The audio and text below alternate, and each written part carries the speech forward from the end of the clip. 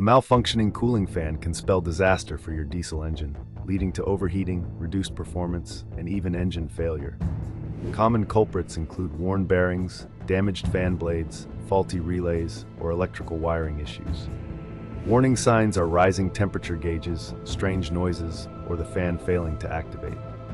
To prevent costly repairs, regularly inspect the fan blades for cracks, check for wobbling, test electrical connections, and listen for unusual sounds. Promptly replace worn parts and ensure the fan clutch or motor functions correctly for optimal cooling.